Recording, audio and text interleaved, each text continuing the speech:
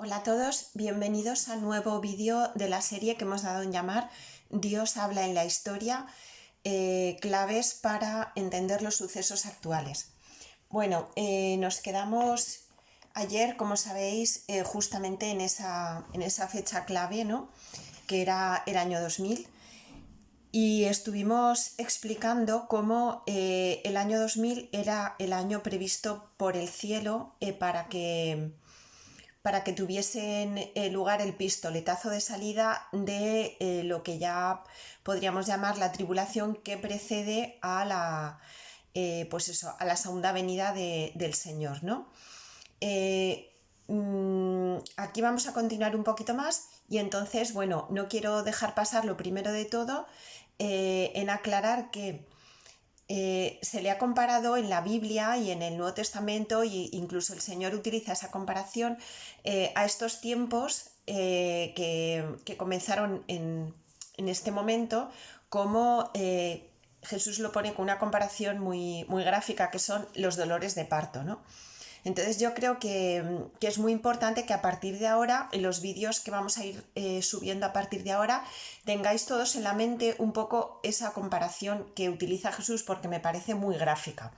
Es decir, para todos aquellos que sepáis lo que es, bueno, y creo que todo el mundo lo sabe, aunque hayamos dado a luz o no, pues ya sabemos que el nacimiento de un niño no se produce de repente de un segundo para otro, sino que lógicamente pues hay un proceso, ¿verdad? Un proceso fisiológico, se empieza con unos dolores y demás, y eso, bueno, pues luego es el anuncio para que finalmente se desencadene en el nacimiento, ¿no? Una vez que, pues eso, el niño, la mamá da a luz.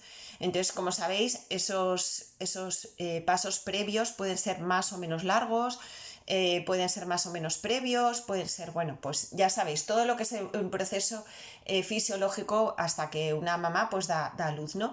Entonces, esa comparación la pone Jesús para que entendamos que los sucesos que vamos a vivir a partir de este momento, a partir del siglo XXI, de esos poquitos años que llevamos del siglo XXI, pues es el inicio de esos dolores de parto, ¿no? Por tanto, ¿por qué? Y con esa imagen también nos da la idea de que realmente lo que nos espera es algo maravilloso. Y de esa manera no entender las cosas como un término apocalíptico en el mal sentido de qué miedo y qué terror y qué lo que nos espera, ¿verdad?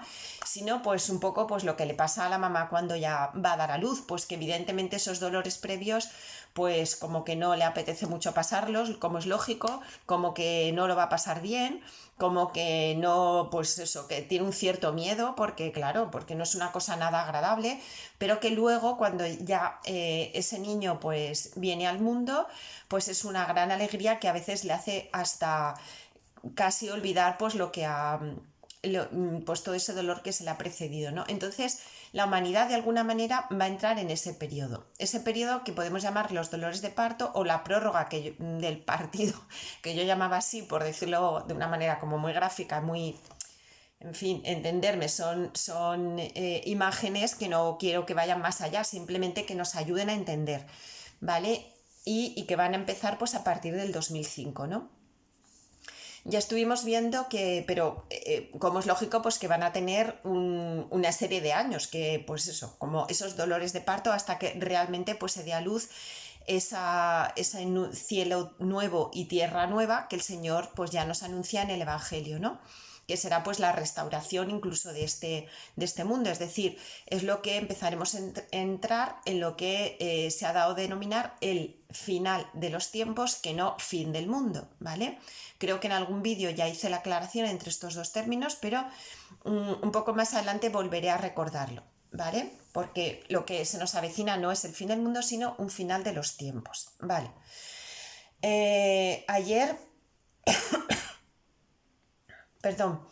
Ayer estuve explicando cómo esa fecha puesta por el cielo era el año 2000. ¿Por qué decimos que es el año 2000? ¿Porque es una cifra como muy redondita y nos queda bien? No.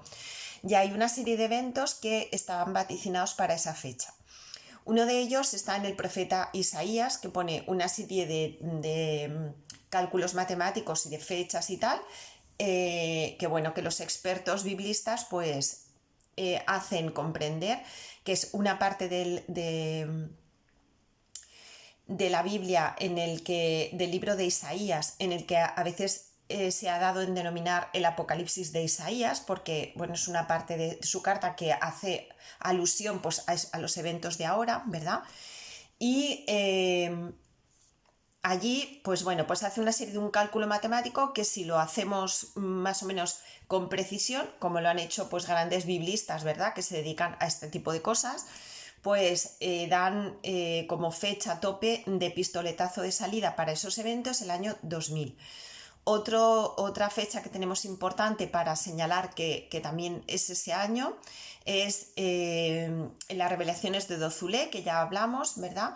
Cuando el Señor, pues a esta mujer que le da todos estos mensajes, en Francia le da un dato muy concreto y es este será el último de los jubileos, ¿no?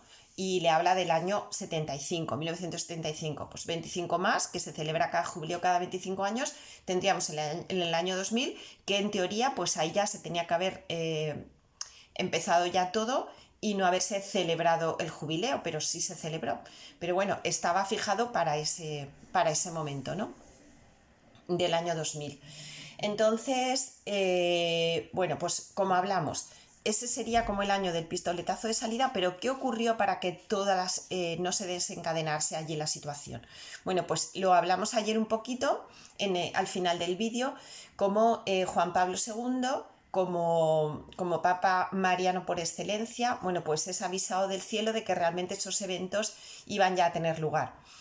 Yo aquí ya he comentado alguna vez pues frases que no sé si fue en el vídeo pasado, frases que, o más que frases, pues declaraciones, podríamos decir así, del Papa Juan Pablo II sobre ese final de los tiempos. Entonces, una muy famosa es la de Fulda en Alemania, en la que él, bueno, pues empieza a decir que cuando le preguntan sobre el tercer secreto de Fátima, sobre el final de los tiempos y tal, él empieza a decir que, bueno, que no es agradable hablar de que el mundo puede terminar y que van a ocurrir catástrofes marítimas y catástrofes de tal, y que, bueno, y que si quieres saber más, pues simplemente que rece el rosario, ¿no? Y luego otras declaraciones que también las vimos cuando él no era papa todavía, era cardenal, y entonces se hace un congreso eucarístico en la ciudad de Nueva York y él acude allí y entonces él dice clarísimamente, esto es, ya hemos entrado en la batalla final entre la mujer del Apocalipsis, que es María, y el dragón, que es Satanás, ¿no? Entonces, él lo dice clarísimamente en esas dos ocasiones. Es decir, que esto a Juan Pablo II no le viene de nuevas, ¿verdad? No le viene de nuevas. Pero es que además, pues acercándose a la fecha, pues él tiene un conocimiento de que esto va a ocurrir y que en el año 2000 se van a desencadenar estos acontecimientos. Y sabemos de eso pues no por gente de la jerarquía de la Iglesia, ¿verdad? Ni que haya trascendido por el secretario de Estado, ni nada de todo eso, sino lo sabemos pues por gente con la que él tenía una relación de mucha intimidad, ¿no? Pues le hace personas, familias de Polonia con el que Juan Pablo II siempre mantuvo una amistad y un carteo, le hace las religiosas polacas que sabéis que le atendieron, sobre todo en esos momentos de la enfermedad y tal. Entonces él, bueno, pues a sus íntimos dio alguna manifestación que no trascendió, lógicamente, pero él, conocedor de todo esto, decide ofrecerse, o sea, ve realmente lo horrible que iba a ser aquello y se ofrece a la justicia divina para que todo ese castigo que iba a ser para la humanidad y que era un castigo muy grande, un castigo, bueno, pues que es un doble castigo. Por un lado tenía una serie de manifestaciones, por así decir, más naturales, pues le hace terremotos, maremotos, volcanes, lo que sea, etcétera, o sea, derivados de la naturaleza, y luego pues otros muchos derivados de la acción humana, por así decir, pues le hace guerras, le hace hambrunas, le hace lo que sea, ¿vale? Entonces el Papa, ante la perspectiva de esto, pues en el año 99 decide convocar el jubileo del 2000 con una especial solemnidad, hasta tal punto que todas las indulgencias y demás que se suelen ganar en un año jubilar, de alguna manera Juan Pablo II lo multiplica muchísimo y da todo tipo de facilidades, como que en muchísimas iglesias, no solamente las catedrales, sino que en muchísimas iglesias se podía ganar el jubileo. Entonces, él insiste por activa y por pasiva, por favor, que ganen el jubileo, pues haciendo las premisas que la iglesia siempre marca en estos casos, que es lo de la confesión, la comunión, la oración por las intenciones del Papa, etc. Entonces, por un lado, el castigo se detuvo, en parte porque hubo una parte, no mucha, pero bueno, una parte de la humanidad, una parte de los católicos que realmente se tomaron en serio lo de ganar el jubileo del año 2000, y entonces, bueno, pues se acudió en masa a la confesión, cosa que era fundamental, y sobre todo, y más importante, porque él empieza a vivir en una situación de cruz inmensa en el cual él se identifica tanto física como espiritualmente con Jesús en la cruz, que él asume todos los pecados de la humanidad para salvarnos. Entonces Juan Pablo II de alguna manera asume ese castigo y él mismo, bueno, pues ya veis que ya os lo comenté el vídeo pasado, pues lo horrible de la situación en la que estaba, ¿no? Y eso hizo pues que el mundo tuviese una prórroga a ese castigo hasta el año 2005, que sabéis que es la muerte tanto de Juan Pablo II como, qué casualidad, de Sor Lucía, ¿vale? Entonces podríamos pensar, bueno, y entonces el año 2005 ya tenía que haber ocurrido todo, ¿no? Bueno, pues el que no se haya todavía dado cuenta, porque quizás haya estado despistado, no ha visto las noticias o lo que sea, ¿verdad? O ha estado ahí en una isla desierta desde el año 2005 hasta el 2020 y no se haya enterado de nada, pues voy a refrescar la memoria de alguno, ¿vale? Para que veáis lo que ha ocurrido desde el año 2005, en que el Papa muere, ¿vale? Hasta el año 2020. Y ya me diréis si esto no es un empezar los dolores de parto, ¿vale? No culminar, pero empezar desde luego. Y eso podéis hablar con la mamá que sea para que veáis que aquello empieza así, poquito a poco y luego a más, ¿no? Bueno, pues voy a refrescar la memoria de todo lo que ocurrió desde el año 2005 hasta ahora para que veamos si realmente eso no es un pistoletazo de salida de que ya empieza esos dolores de parto de la gran tribulación, ¿no? Bueno, pues tenemos a partir del año 2000 el gran jubileo y se pone en conocimiento del pueblo el tercer secreto de Fátima, del que vamos a hablar un poco en el vídeo de hoy. En el 2001 empieza la guerra de Afganistán hasta 2014. Tremendo. No sé si vosotros sabéis la cantidad de muertos que ha tenido esta guerra de Afganistán durante tantísimos años. En el año 2004, el atentado de Atocha. En el año 2005, los atentados del metro de Londres. En el año 2006, accidente del metro. Qué casualidad en la parada que se llamaba Jesús. Qué casualidad cuando Benedicto XVI, qué casualidad venía a Valencia. 43 muertos. 2016, se empieza a poner a la luz todos los abusos a niños por parte de sacerdotes. 2011, atentado de las Torres Gemelas. Estados Unidos invade Afganistán. Empieza la guerra siria y la matanza horrorosa de cristianos hasta el día de hoy, que estamos hablando de 360.000 muertos con la guerra de Siria. 2012, el escándalo del Batilix. Amenaza de muerte de los cardenales a Benedicto XVI y amenaza de cisma de los cardenales alemanes. En este mismo año, Benedicto XVI toma la decisión de renunciar. Año 2013, elección del Papa Francisco. Año 2014, el separatismo catalán, que lógicamente no lo nombro porque yo sea española y realmente esto no tenga una repercusión mundial, lo nombro porque ya sabéis la violencia que supuso y lo que supuso no solamente para España sino para Europa. 2015, atentados de París, en el que murieron 137 personas. 2017, centenario de Fátima. 2018, crisis de Venezuela. Cumbre entre Trump y Kim. Es el año más cálido jamás registrado en la historia, con una ola de calor y una oleada de incendios no solo en Europa, sino en todo el mundo. En 2019, masacre de Texas, violencia en todos los países de Latinoamérica, persecución a los cristianos, incendio del Amazonas, llevándose pues una cantidad ingente de metros cuadrados como nunca en la vida había tenido lugar. Incendio de una iglesia emblemática que es Notre Dame de París. Por favor, el que escuche eso y se piensa, ay, qué tontería dar este detalle de una iglesia que se quema, tampoco eso no tiene... Bueno, pues cuando hablemos de esto os explicaré la importancia que tiene la iglesia de Notre Dame de París.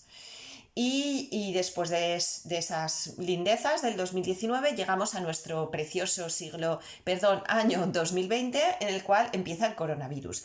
Entonces, bueno, no sé si a alguien le ha quedado claro con todo esto, ¿verdad? Si la escalada de violencia, de matanzas, de guerras, de atentados, etcétera, etcétera, etcétera, todo lo que ocurrió entre la Iglesia, el escándalo de los abusos, el Batilix y todo lo demás, si a alguien no le ha quedado claro que desde el 2005 hasta el 2020 ha empezado ya los dolores de parto, pues ya me contaréis. De todas maneras, siempre queda algún escéptico que dice, bueno, sí, esto es casualidad, en más momentos de la historia han pasado cosas de estas y tal y cual. Vale, pues para los escépticos vamos a comentar cada uno de estos eventos poquito a poco en diferentes vídeos, lógicamente en todos los vídeos que nos quedan, ¿verdad?, de la serie, pero como veis me he adelantado ya en hasta daros la fecha actual para que veáis que voy a ir tratando estos, no en profundidad, lógicamente, porque los temas políticos yo no los voy a hablar en profundidad del significado que pueda tener. Como ya sabéis, en todos estos vídeos siempre es dar una perspectiva general y total de los acontecimientos desde el siglo XIV hasta nuestros días y cómo el cielo nos va preparando para llegar a lo que tenemos hoy. Bueno, pues vamos a empezar con el año 2000. Ya hemos hablado de que ahí empieza esa prórroga porque Juan Pablo II se ofrece a la justicia divina. No es el primero ni el último, no lo sé, en que lo hizo, pero bueno, ya por ejemplo el Padre Pío con los estigmas también se ofreció y ha habido varios santos en la Iglesia que han sufrido estos estigmas porque se han ofrecido a la justicia divina. En ese momento, como os decía antes, y no en otro momento, es cuando por fin Juan Pablo II decide hacer público el tercer secreto de Fátima. ¿Y por qué lo hace allí? Porque él sabe perfectamente que es el año que tenía que haber ya dado por finalizar todo, el año ya del comienzo de esos dolores de parto, ¿verdad? Y lógicamente, pues él piensa que ya no puede prorrogar más esto, ¿vale? Entonces, como ya no lo puede prorrogar más, pues definitivamente decide que lo va a publicar. Ya hablé de esto un poquito en otras ocasiones cuando he hablado desde el vídeo dedicado a Fátima en 1917 hasta alguno más que hice referencia a algunas declaraciones de Lucía y de tal sobre esto. Pero yo, para explicaros lo que supuso esa declaración y no entrar en polémicas, os recomiendo muchísimo, muchísimo, muchísimo, muchísimo un libro que para mí, como historiadora, creo que tiene un rigor muy importante. Quiero que sepáis que el autor de este libro yo le expresé personalmente, bueno, por escrito y luego personalmente, porque hemos tenido pues la gran suerte de coincidir varias veces en la Feria del Libro de Madrid, él firmando sus publicaciones y yo firmando las mías. Y bueno, pues yo pienso que una amistad entrañable en la que, bueno, pues no hay mucha comunicación, ¿verdad? Pero bueno, que él sabe que lo admiro y que desde luego siempre que hemos hablado estamos los dos de acuerdo. Y yo sobre todo lo que quise decirle en su momento a ver, él lógicamente, estoy hablando de José María Zabala. Él es periodista, como todos sabéis, un grandísimo periodista que sufrió una conversión impactante a través del conocimiento del Padre Pío, como todos sabéis, y bueno, que supuso un antes y un después en su vida, y que actualmente pues se dedica básicamente pues a esto, a hablar de Dios y a llevar a las almas a Dios, ¿verdad? Entonces, a mí me parece importante que alguien que no es historiador de carrera, por así decir, porque él es periodista, que alguien como historiador, aunque lógicamente no habré sido yo sola, sino que habrá habido también más gente, no lo dudo, pero al menos en lo que a mí me compete, yo quise hacerle este comentario de que me parecía un estudio muy riguroso teóricamente. Es difícil que un periodista haga un libro como el que ha hecho José María Zabala, es difícil, ¿vale? Porque ese rigor, pues eso es propio de un historiador, ¿no? Un periodista puede contar las cosas, pues a lo mejor desde otra óptica, pero es que en este caso me parece que ha sido muy, muy riguroso, sobre todo con las fuentes, que es algo que los historiadores lo tenemos muy a gala. Cuando tenemos un hecho que no lo hemos vivido por experiencia propia, lógicamente, y tenemos que dar cuenta de él y hablar de él y ver su significado histórico, siempre recurrimos a lo que llamamos las fuentes. Porque una fuente que es el documento o lo que sea, o la conversación, o en fin, el origen de todo esto, si es fiable y es auténtico, todo lo que se derive de eso lo va a ser, pero si no, si la fuente ya está dañada o no es auténtica, pues todo lo que se derive de eso pues también no va a ser verdadero, ¿no? Entonces creo que él ha tenido un rigor con el tema de las fuentes muy importante, y quiero recomendároslo a todos los que estáis viendo estos vídeos, que si podéis os hagáis con su libro, que se llama así precisamente, El tercer secreto de Fátima, una investigación, José María Zabala, creo que ese es el título, más o menos. Si me he equivocado en algo, pues me disculpáis, pero creo que ese es el título. Y, y entonces creo que allí, lógicamente a mí por extensión en el vídeo no me da tiempo a contarlo todo, pero yo creo que corrobora bastante la opinión que yo ya tenía antes de esto, y que José María Zabala pues no hace sino reforzar en su libro, que como os digo me parece muy riguroso. La única salvedad es que la carta que él descubre, por así decir, o llega, la ponen en su conocimiento, ¿no? Alguien que no sabe quién es, pero que él se la hace llegar. Todo depende de que esa carta realmente sea auténtica o no, porque luego toda la tesis que él construye está en base a esa carta. Entonces, si la carta desde el principio no fuera cierta, toda la tesis que construye José María Zabala sobre esa carta tampoco lo sería. Pero si él se toma la molestia, como se tomó, de hacer analizar por un perito caligráfico esa carta, y ese perito caligráfico pues da dijésemos, pues su diagnóstico, y dice que efectivamente esa carta está escrita de puño y letra por Lucía de Fátima, pues lógicamente, si la carta es auténtica, todo el resto de la tesis de José María también lo es, ¿vale? Entonces yo os animo que le echéis un vistazo, porque es muy riguroso y muy bueno, y además como que te deja sin lugar a dudas, ¿no? Entonces yo os lo voy a explicar como muy sencillito, ¿vale? Como para que lo entendáis todos muy bien y que no os cueste nada. Vamos a ver. Lo que dijéramos, los secretos que la Virgen le da a los pastores, ¿vale? A los 3 pastorcitos. Uno es el muy conocido, que ya todos sabemos y tal. Y el esquema, en todos los casos, el primer, segundo y tercer secreto de Fátima, el esquema siempre es el mismo. Es decir, Lucía, en este caso, describe una visión que María les hace ver, ¿vale? Que ya veremos, por ejemplo, en el segundo secreto de Fátima, que es la visión del infierno, y en el caso del tercer secreto de Fátima es la famosa descripción de un papa, un obispo vestido de blanco, etcétera, etcétera. Es decir, que los 3 niños primero ven algo, porque la Virgen les hace verlo.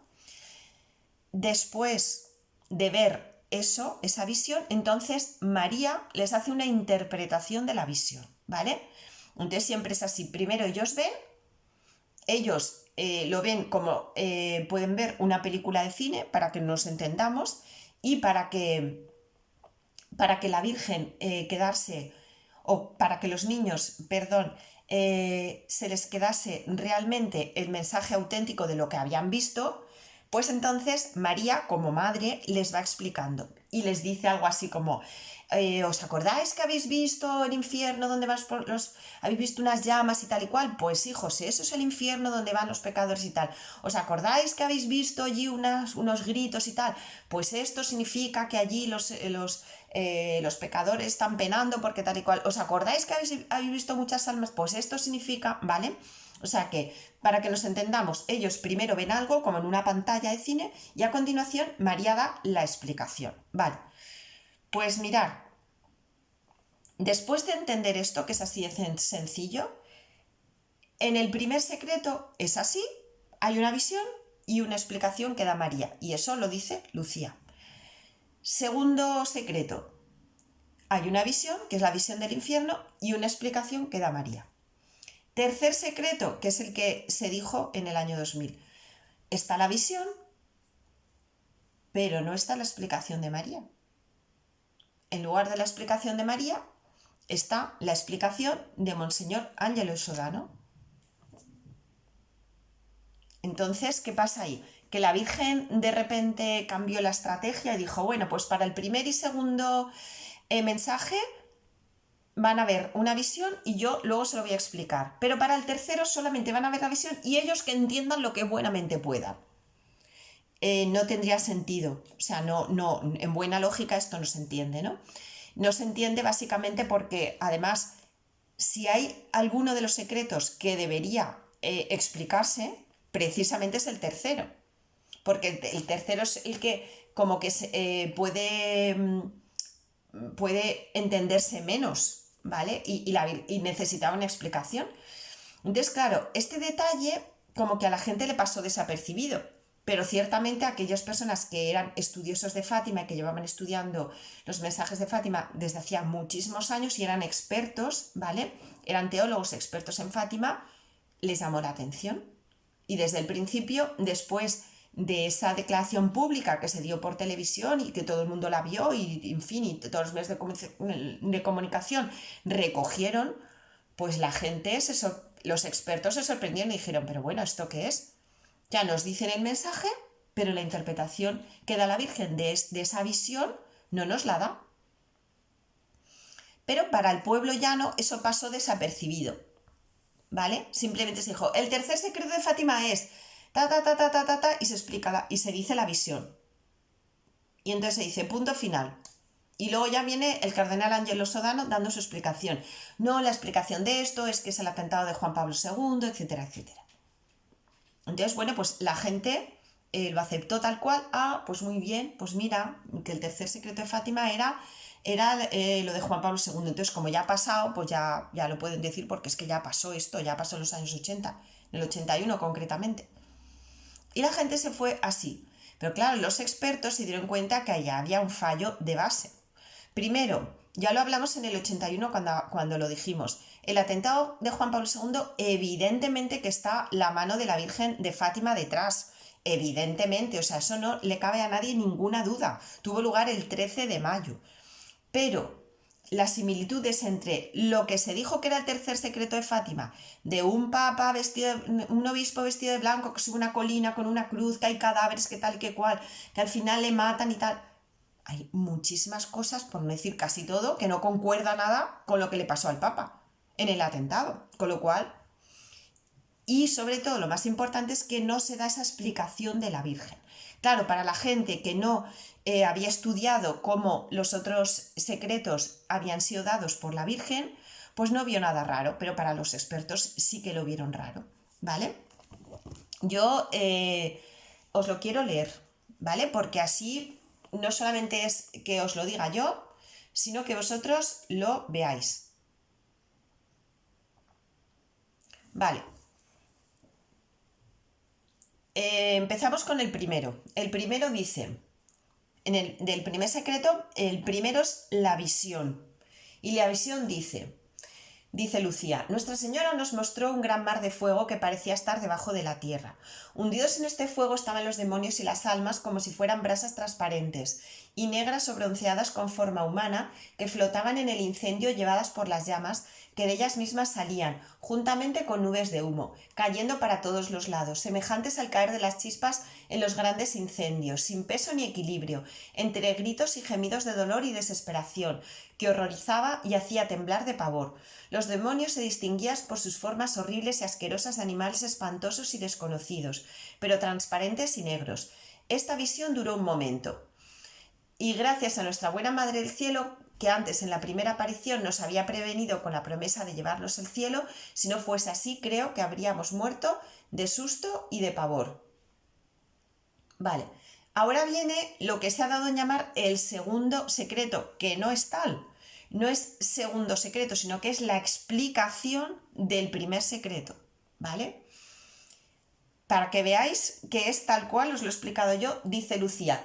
Después de esta visión, ¿vale? Ya han visto la visión, ahora viene la explicación que les da la Virgen.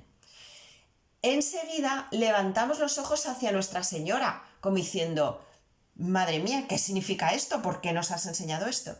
Y Nuestra Señora nos dijo con bondad y tristeza. Y ahora empieza la explicación. ¿Visteis el infierno para donde van las almas de los pobres pecadores? Para salvarlas, Dios quiere establecer en el mundo la devoción al Inmaculado Corazón. Si hicieran lo que digo, se salvarán muchas almas y tendrán paz. Esta guerra va a acabar, pero si no dejan de ofender a Dios, en el reinado de Pío XI comenzará otra peor.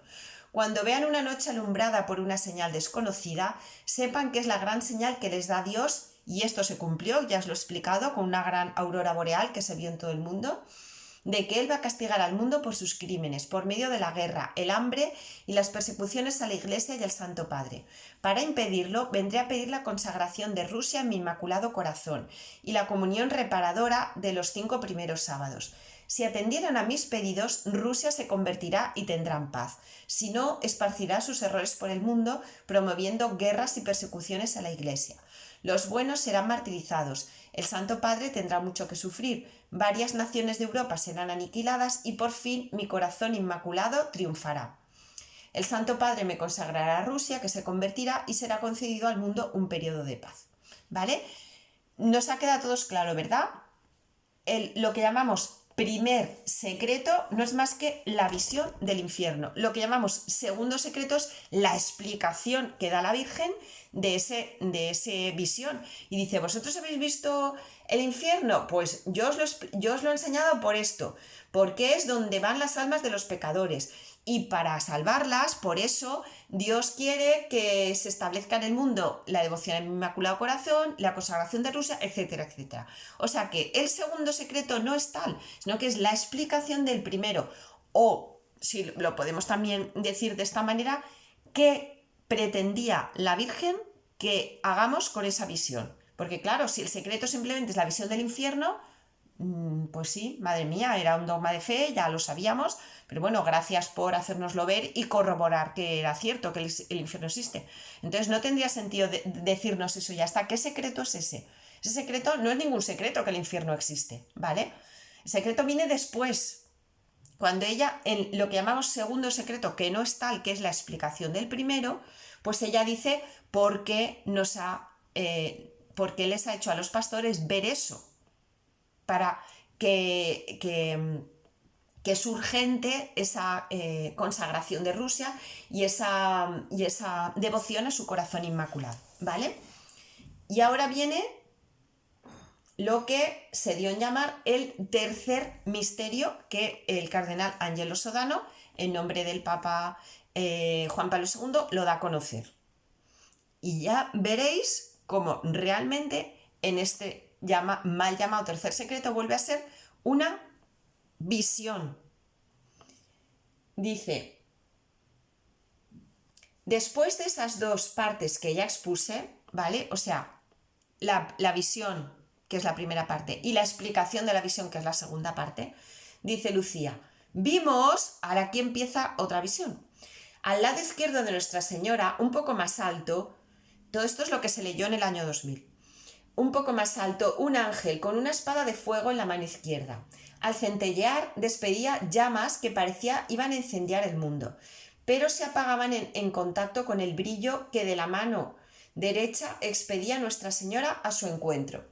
El ángel, apuntando con la mano derecha hacia la tierra, con voz fuerte decía: penitencia, penitencia, penitencia. Y vimos en una luz inmensa que es Dios, algo semejante a como se ven las personas en un espejo, cuando por delante de ese espejo pasó un obispo vestido de blanco. Tuvimos el presentimiento de que era el Santo Padre. Vimos varios otros obispos, sacerdotes, religiosos y religiosas, subir una escabrosa montaña, encima de la cual estaba una gran cruz de tronco tosco, como si fuera de alcornoque como la corteza.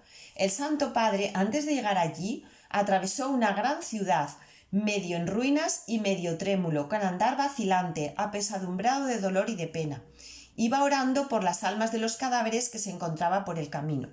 Cuando llegó a la cima del monte, postrado de rodillas a los pies de la cruz, fue muerto por un grupo de soldados que le disparaban varios tiros y flechas, y asimismo fueron muriendo unos tras otros los obispos, los sacerdotes, religiosos, religiosas y varias personas seglares, caballeros y señoras de varias clases y posiciones. Bajo los dos brazos de la cruz estaban dos ángeles, cada uno con una jarra de cristal en las manos, recogiendo en ellos la sangre de los mártires y con ellos irrigando las almas que se aproximaban a Dios. Hasta aquí, final de la visión y final de lo que se leyó en el año 2000, ¿vale? Y ahora esa visión es análoga a la visión del infierno, diferente, lógicamente, distinta, y ahora tendría que venir la explicación que María da a esa visión. Igual que en ese mal llamado segundo secreto, que es la explicación del primero, pues ella dice: ¿habéis visto esto? Pues significa lo otro. ¿Habéis visto que es el infierno? Pues lo he enseñado para que hagáis la devoción, ¿vale? Pues lo mismo que ocurrió así, se nos dice el tercer secreto, pero no se nos dice la explicación. Se pone punto final y se nos dice que ese es el tercer secreto y ya está. Y no solo eso, que a lo mejor se podía haber quedado ahí la cosa y ya está. Bueno, pues no sé cómo deciros, o sea, decir una verdad a medias tampoco es una mentira, ¿vale? Es una verdad a medias. O sea, no se nos dice todo, pero bueno, hasta ahí. Pero es que no contentos con esto, se nos da una explicación, que es la explicación que el cardenal Angelo Sodano dice de esto. Y dice, bueno, la explicación es que el atentado a Juan Pablo II, etcétera, etcétera. Bueno, ahí ya yo creo que básicamente se podría haber callado, pero bueno, en fin, bien. No soy quien para decir yo nada de nadie, ¿verdad? Pero bueno, yo si al menos querían haber omitido eso, lo lógico sería haber puesto el punto final. Adiós, muy buenas, les agradezco su presencia a esta rueda de prensa, nos vamos, adiós, Dios les bendiga. No, continuó con una explicación que no era la de la Virgen, que era la del cardenal Angelo Sodano diciendo tal, lo del atentado. Bueno, esto causó tal revuelo, ¿vale?, en mucha gente, que se le preguntó a Lucía de Fátima directamente si lo que se había leído correspondía exactamente a lo que ella había dicho. Y Lucía de Fátima, como es lógico, dijo sí, lo que es, perdón, la pregunta era, lo que el cardenal Angelo Sodano ha dicho es aquello que usted dijo que la Virgen les había dicho. ¿Ha cambiado algo? ¿Ha puesto algo que no es? ¿Ha puesto alguna palabra que no estaba? ¿Ha tergiversado alguna cosa? La contestación de Lucía es no, lo que el monseñor Sodano ha leído es correcto, es lo que yo le di, ¿vale? Entonces, claro, evidentemente es una respuesta que tampoco aclara del todo las cosas, porque lógicamente lo que quiere decir allí Lucía es que efectivamente lo que leyó el cardenal Sodano sí que es lo que le dio Lucía, pero no todo. O sea, lo que leyó, lo leyó muy correcto y muy bien, no se inventó ninguna palabra, o sea, sí, eso que leyó era esa primera parte de que faltaba la explicación de esa visión, de ese tercer secreto, ¿no? Mal llamado tercer secreto. Pero falta lo otro. ¿Qué pasa? que como se formó tal revuelo, entonces más o menos la postura oficial de la Iglesia para acallar los rumores y todo el follón que se estaba montando es de alguna manera desacreditar a esas voces de gente que era estudiosa del fenómeno de Fátima desde hace mucho tiempo, que no le cuadraban las cosas porque dicen visión, explicación, visión y aquí no hay nada.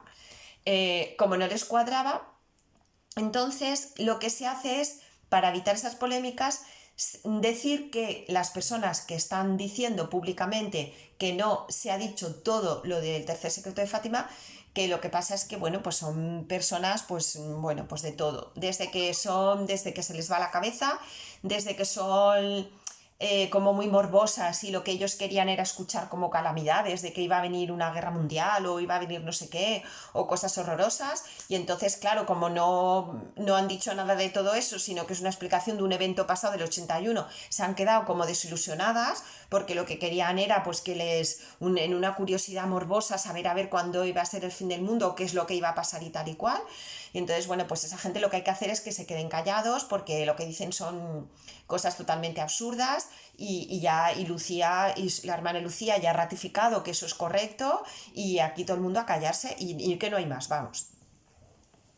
Entonces, bueno, esto, como veis, bueno, a día de hoy no se ha solventado. Yo solamente, aparte de que hay muchísimo escrito sobre esto, sobre realmente cuál sería esa explicación a esa visión que se dio en el año 2000, yo os animo, como os digo, a que leáis también lo que dice José María Zabala, porque creo que es muy acertado, ¿de acuerdo? Y yo creo que es la pieza de puzzle que falta. Y como tuvo la suerte de que llegó a sus manos esa carta que viene a ser, os lo digo desde ya, para que así os animo también a que leáis el libro, viene a ser la explicación de esto, ¿vale?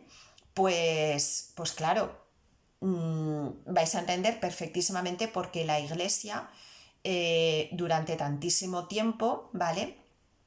Pues desde Pablo VI y en los años 60, que ya lo tenía que haber dicho, y luego todos los que le sucedieron en el pontificado, cerraban el tercer secreto y lo guardaban, ¿vale? Y la explicación es tan sencilla como que sabemos que está lo que, de alguna manera, la explicación que da la Virgen a esa visión, que os vuelvo a repetir, pues que tiene cosas en paralelo al atentado de Juan Pablo II, pero que hay muchísimas, os lo acabo de leer. O sea, os lo acabo de leer, podéis volver, echar atrás al vídeo y volverlo a leer, ¿vale? O sea, un papa que tuvimos el presentimiento, un obispo, perdón, vestido de blanco, que tuvimos el presentimiento que era Santo Padre, que sube una colina, la sube pues apesadumbrado, hay un montón de cadáveres a su alrededor, no va él solo, sino que va con él algunos cardenales, algunos obispos, algunos sacerdotes y algunos fieles laicos, señores, hombres y mujeres, caballeros, etc.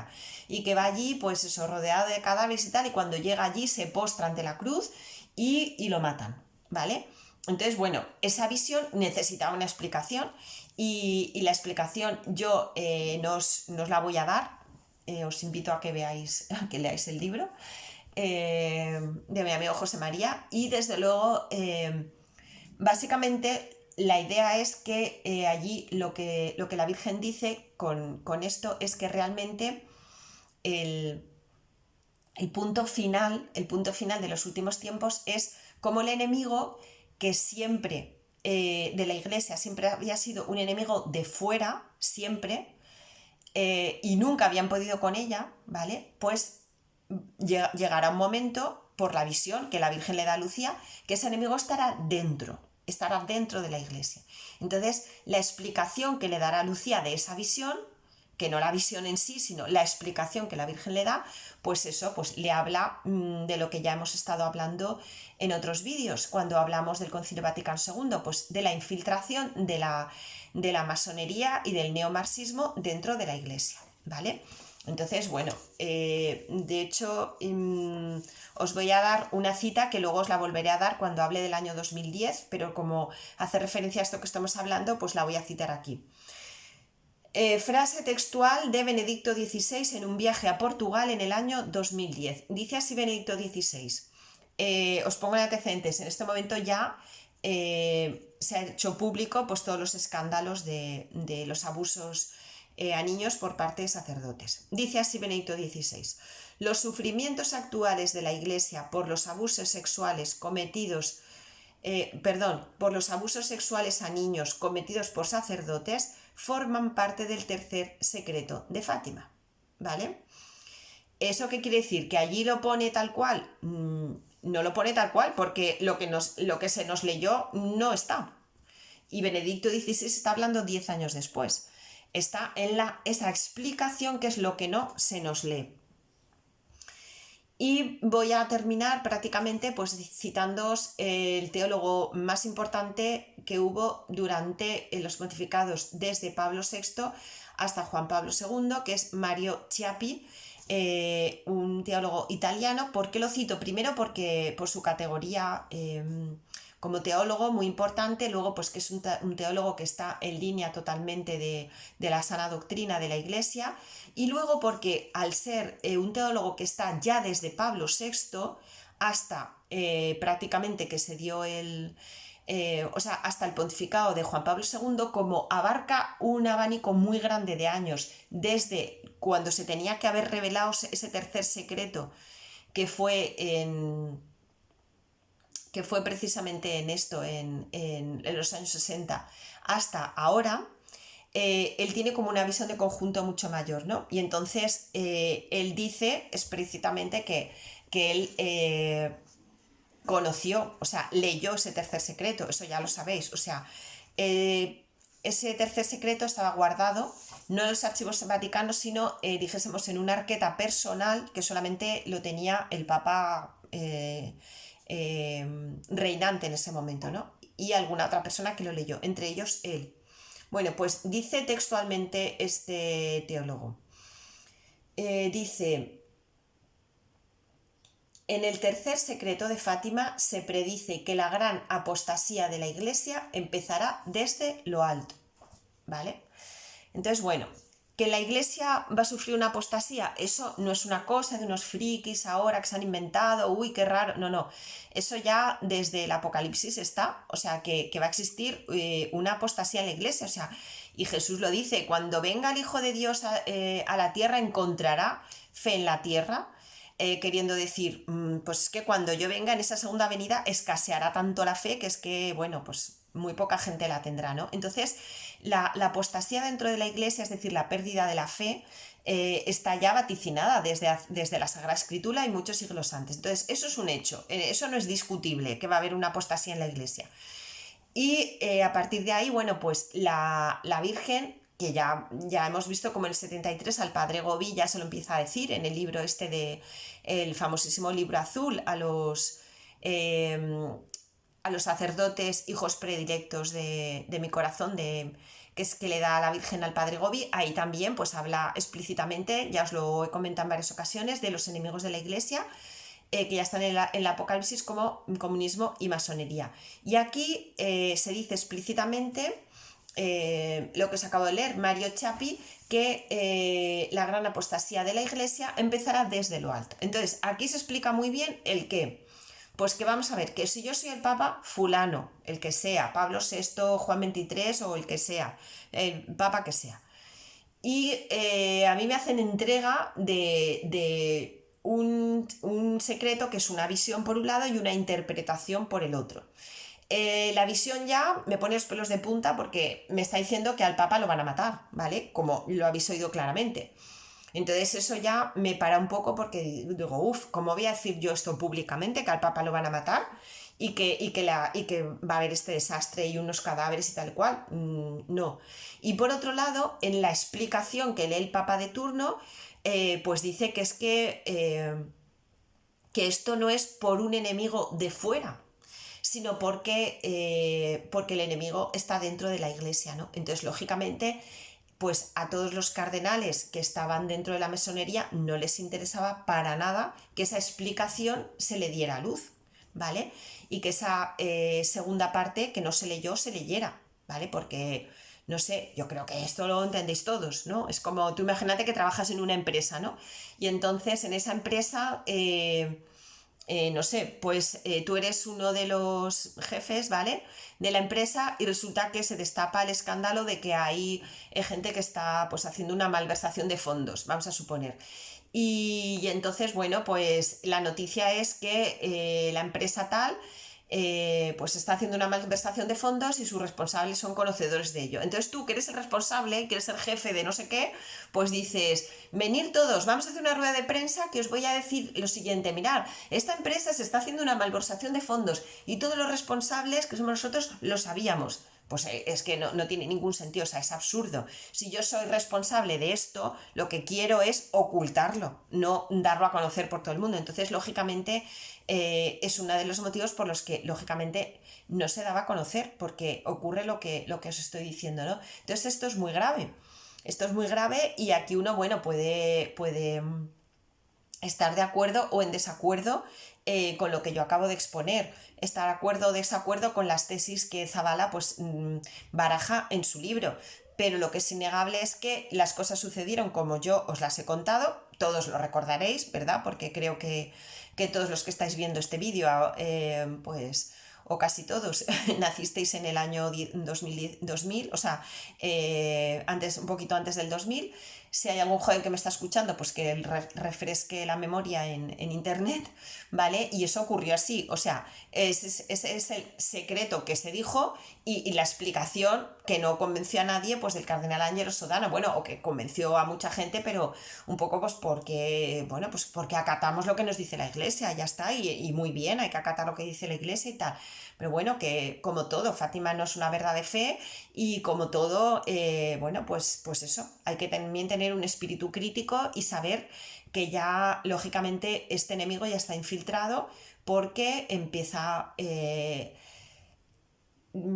para que nos entendamos, el pistoletazo de salida, o sea, esa cuerdecita en la que muchas veces cuando hay un presidente o lo que sea que va a inaugurar algo, ¿no? Y corta esa cinta y a partir de ahí empieza ya la fiesta y los eventos y tal, pues el año 2000 ya se ha cortado esa cinta que va a empezar ya pues a todo lo que nos va a venir viendo, que al principio de vídeo os he hecho una panorámica general de todo lo que va ocurriendo desde el año 2000 hasta ahora, por si hay algún despistado que piense que todo ha sido un camino de rosas hasta el coronavirus, ¿vale?